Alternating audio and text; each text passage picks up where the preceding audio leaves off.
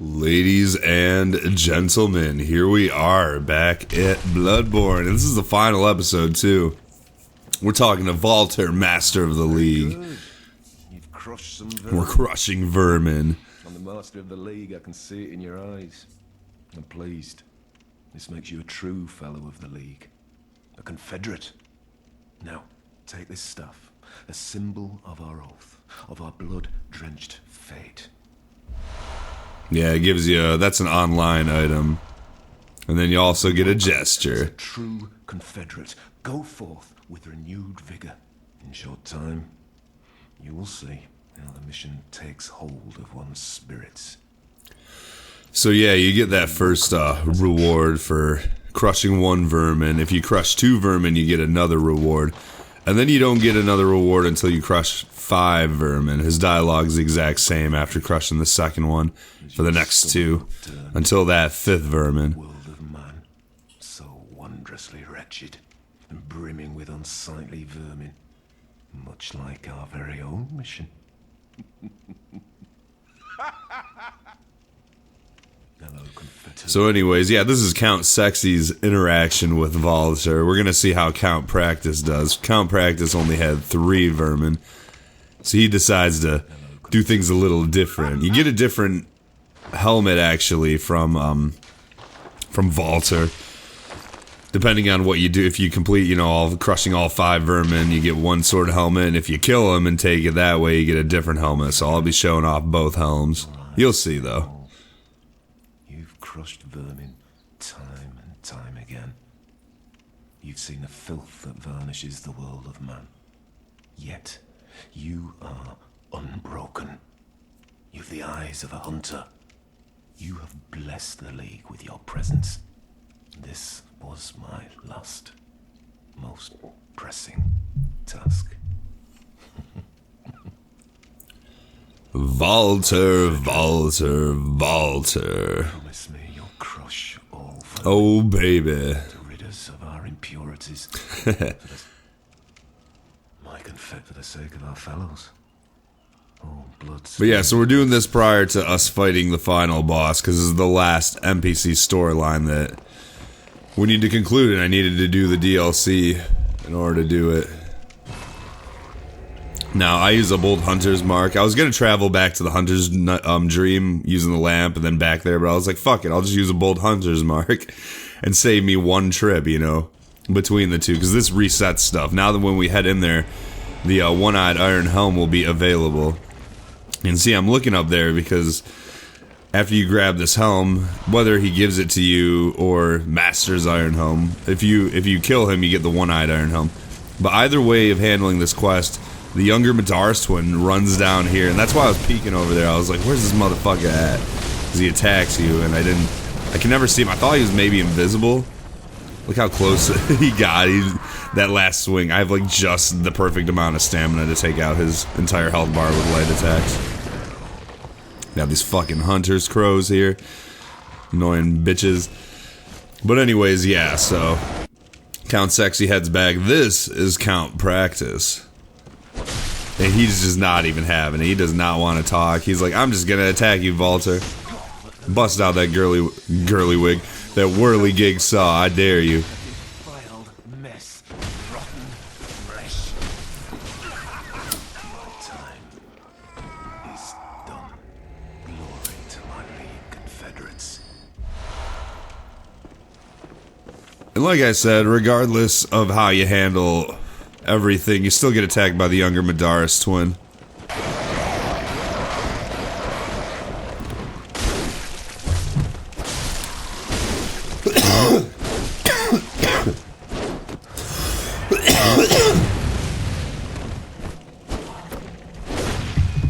Oh, excuse me. Smoking a joint in the morning while I record the audio for this last final episode here. I decided to do this one. I was like, I'm gonna make this one a post-narration for sure. Oh, I gotta blow my nose too. It's kind of a big hit. Anyways, so this is where I'm showing off everything in the chest. Just going through slowly. And then as soon as I'm done with this, we're gonna get right into the boss fight.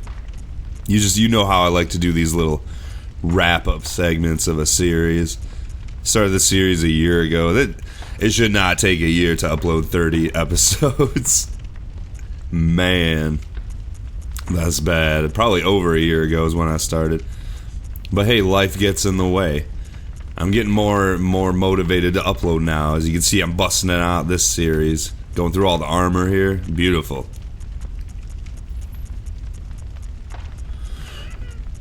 I know I'm going to have someone in the comments go, Brian, where'd you get that blah, blah, blah armor? Because they always do. Or weapon, whatever it is. It's like 5 years after I recorded the series, and they'll like ask that question. I think they're kids usually. Usually they're probably kids. And I'm talking like 10, 11 years old, something like that. Maybe, I don't know, 12 or 13. Like they're kids that probably don't have that knowledge of how to research.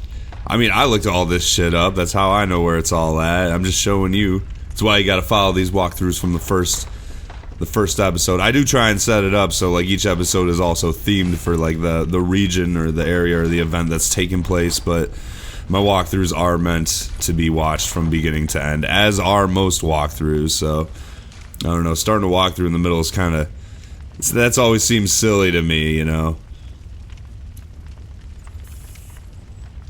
And here are my stats: 35, 35, 45, 25, and then I didn't give a shit about Blood, Tinge, or Arcane the entire playthrough. And I really wish I would have been kind of wish it would have been an Arcane build, but what can you do?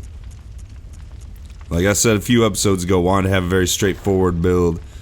Not much you have to go into this boss fight with. This is count practice now. If you have the 3 1/3 of umbilical cords, go ahead and, you know, crush them.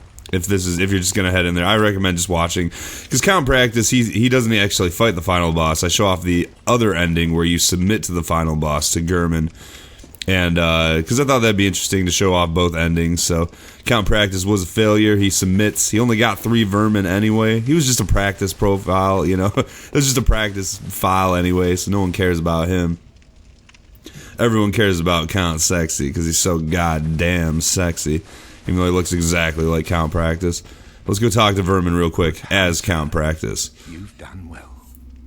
But now, I will show you. You do still get a trophy for taking this ending, which is interesting. I mean, you get, you know, it counts as one of the endings. Awake under the morning sun. Not fighting him. You will be freed from this terrible. But we all know that's not the true ending. It's not the real ending. So yeah, Count Practice submits his life, and we got ourselves it's a different cutscene than, you know, taking out the boss and doing all that. It's just a straight up different cutscene, so I felt like it was worth it to show off. Gehrman's like, shut up, bitch, you're a little pussy. Submit. And we're like, Count Practice is like, okay. But Count Sexy's gonna whoop that ass. He's gonna whoop that old first hunter ass. Gehrman, you're the bitch. Pussy, fuck you. We'll show him. But look at this. Pretty intense right here. And it happens so quick. See your character's head just topple off. Oh, man.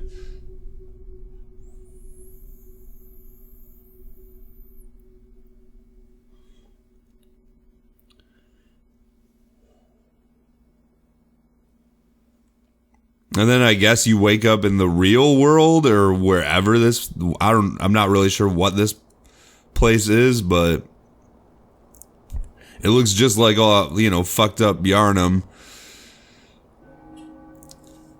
But you're alive when your head was clearly, well, you were clearly decapitated right there by Gehrman. I don't know. Both endings leave things pretty vague and are very hard to understand, so it's just whatever.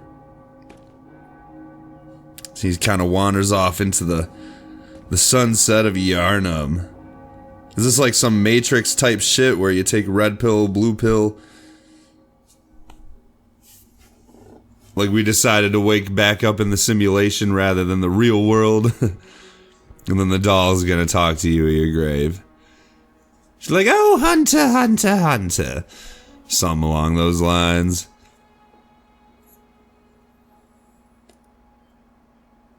Farewell, good hunter. There we go. Farewell, good hunter. She has a bit more to say in the other ending.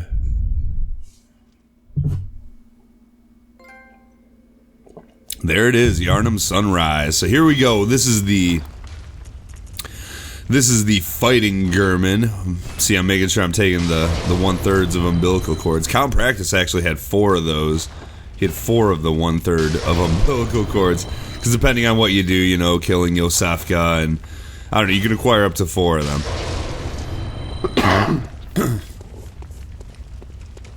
Coughing a lot. I put that joint out finally. I was smoking one while we're doing this. But yeah, I'm gonna go in here with Bolt Paper. He doesn't have any particular resistances. He just is really strong and can deal a lot of damage. And you know,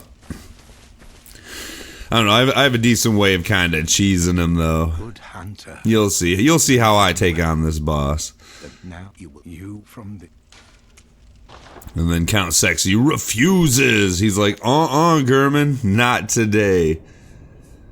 Not today. Oh dear. What was it? The hunt? The blood? Or the horrible dream? It was everything, Gehrman. Or maybe it was you. Did you ever think of that? Self-centered prick.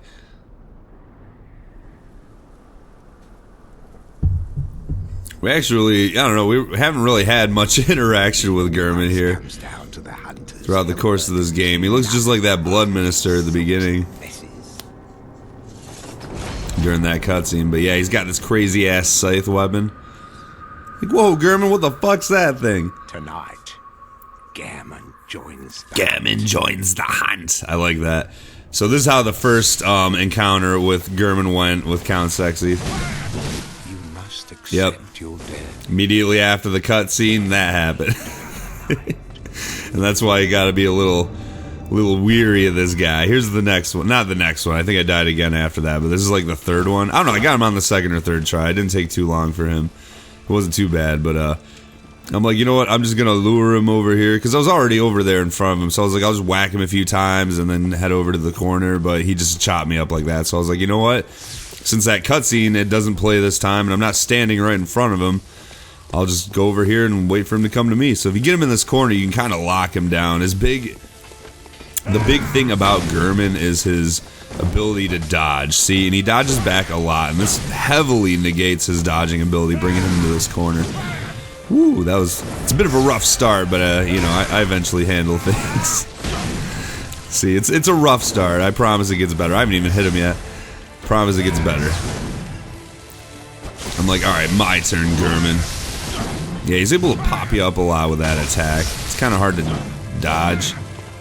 Because the thing is it like hits you with the bottom of the scythe and then from the top to bring you back down. But this is a really good spot right here to just kind of lock him, see?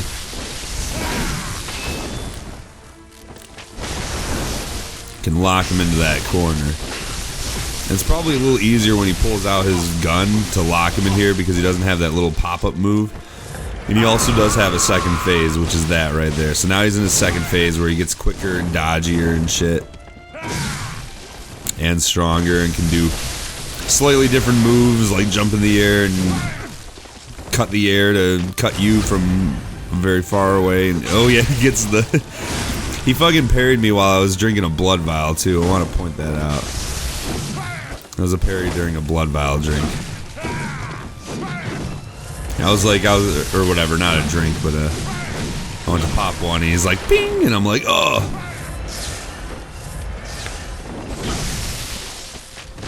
But yeah, I don't know, I recommend kind of staying on. I mean, that seems to be the kind of the final boss thing, you know, is to just stay on their ass. To just lock it down.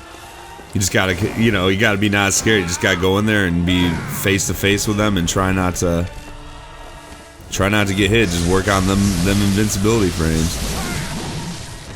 Ooh, things get a little nutty here. This is where I think I go for the Tovs. Yeah, I'm like, you know what? I'm just gonna throw a Tov at him. I wanted to finish him off with Molotovs, but then he starts dodging them all and shit. Look at that. I throw it right over his head. Like, come on, game. You can't lock on. Like, the lock on can't be better than that. That was just, you'd think that the character would, like, throw at him, not just, like, in the same exact arc that has to be thrown in. I'm like, I'll get him with a top. I'm gonna end it with a top. But it doesn't. It's not enough, so I have to hit him once. When he does this move, just stand back, because there's that big-ass explosion, and it takes out, like, 80% of your health. Yeah, this is where I was like, no way am I gonna die right here. He needed one hit left, and then I just did it, so, woo!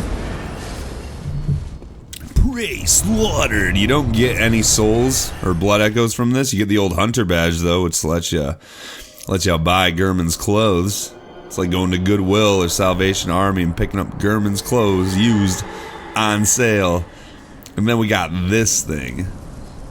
You're probably thinking to yourself, Brian, what the hell is that? And honestly, I don't know. I know it's called the Moon Presence.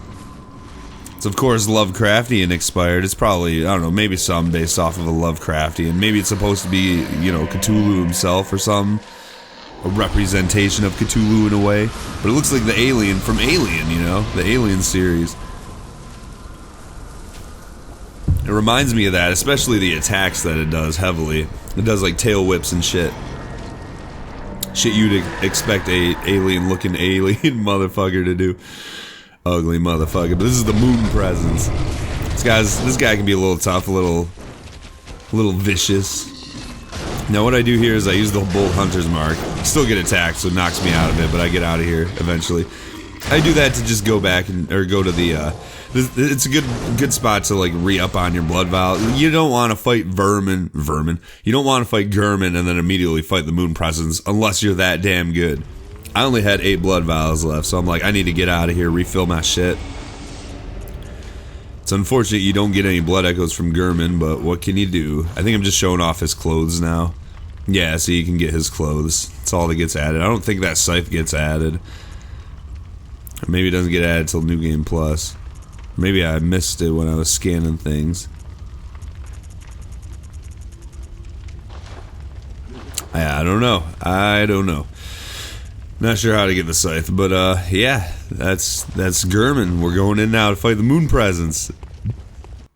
It's pretty weak against fire from my understanding. I did die a couple of times against it because it also has this attack that it drops your HP to like 1% basically automatically. It's like this red eyes, it's like a glare it does or something.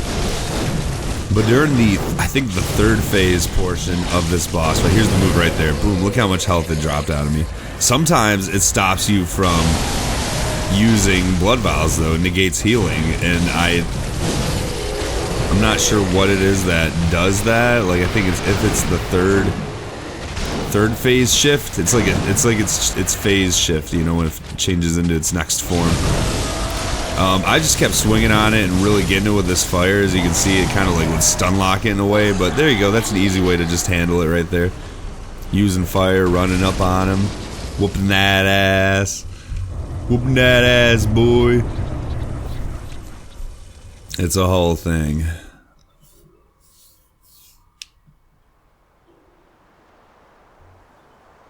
Look at that, the hunter's dream is no longer on fire.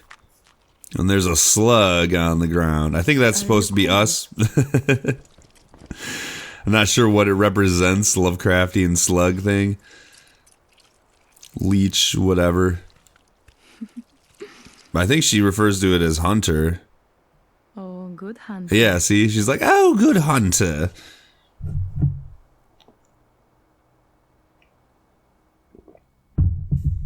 That slug's not a hunter, stupid doll. That's a slug. That's an ugly slug. It's slugly, is what it is. And there we go. Childhood's beginning. We got both trophies in this episode. Well, not on the same file, obviously, but I did show off both trophies. And these are the credits right here. So yeah, we are done, folks. 6 minutes of credits, by the way. The rest of this video is just credits and me talking about things. So feel free to quit or exit or whatever. I don't do anything after. I'm pretty sure I don't do anything post credits. I could be wrong, but I'm just gonna use this time to just go over things, you know, see how things are doing. Give you kind of a state of the channel address, you know, but I don't want it to be too dated because I need this walkthrough to last throughout the ages, the centuries. I gotta be at work in an hour. What time is it? Is it 6 yet? Yeah, it's good. It's 2 minutes to 6, so I gotta be at work at 7 in the morning. But I figured I'd just wake up and wrap up this episode. I'm not sure what.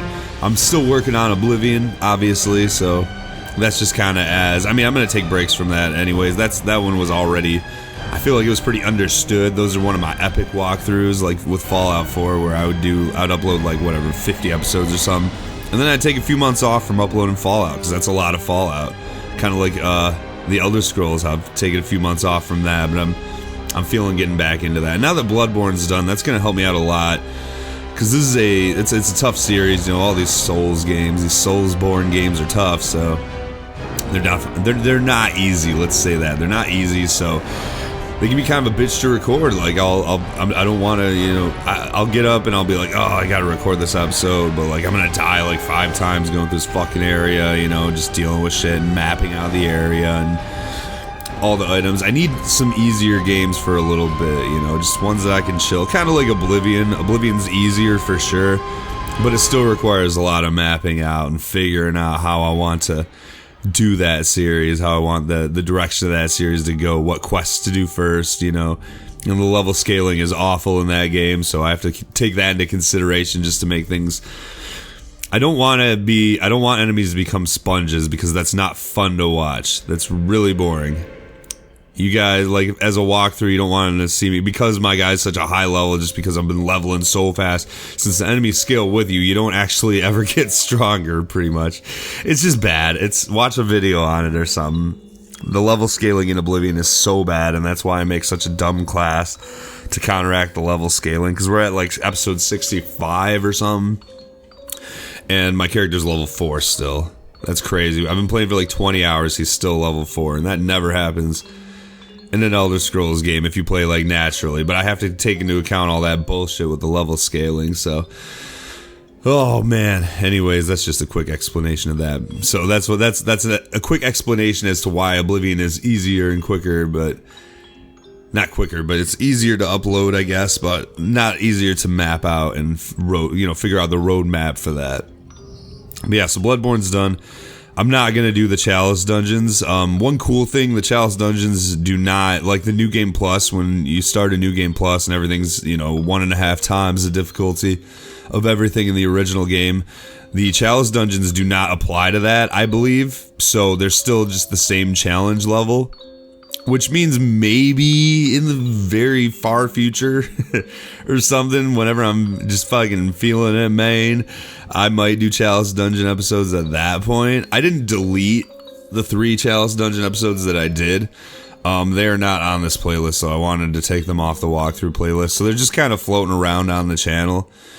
If at some point I do, they're not in any particular playlist, actually, for that matter. But if I do decide to do the Chalice Dungeons, I will just end up, I'll add them to a playlist and do that. But that's a bit of a commitment, because these Chalice Dungeons are a lot of, like, they're meant for post-game content. Like, there's the recommended levels for maybe not this next dungeon that I was going to do, but, like, the one after that, or maybe 2 after it. Starting there on, it's like recommended level 120 for your character, and I'm like, oh my god, he's like level 103, and I just beat the game doing like fucking everything, like selling so much shit just to get souls to level up. I didn't do the weapons and armor and stuff like that, though. Obviously I wanted to keep all that for the sake of keeping it. I also went and bought all the badge weapons, because you don't find them all. You also don't find all the armor laying around. You gotta buy some of them, so that's why I had some that you might not. I went and bought, with the badges we got, I went and bought that shit, so yeah. Anyways, Phantasy Star Friday, I'm gonna try and get back into that. Still just uploaded on Fridays, but that one's still kind of a back burner series, as of right now. And then of course the Outlast, that'll be a quick one. That should be an easy one, actually, so I'll probably focus on that next, along with Oblivion to a degree. And then I think I'm going to start recording series in their full, except for certain ones like Oblivion, or like a Soulsborne game, or maybe even a Soulsborne game, who knows. But I think I'm going to record series fully and then not start uploading them until the entire series is done. That way I can get about 5 episodes into a series and really feel whether or not I want to continue with it or not, so That's something new I'm going to start trying and hopefully make me more motivated to upload. And that way I'll have like consistent uploads for whatever, like 2 weeks or a month, you know, depending on how long the game is. Outlast is like going to be like 2 weeks total. I've uploaded 2 episodes, maybe like a week and a half. It's not going to be a long series, but yeah, that's Bloodborne, ladies and gentlemen. I'm going to end this here. Just wanted to finish out the credits. Thank you all for watching. My name is Brian, and hopefully I will see you in our next Soulsborne walkthrough.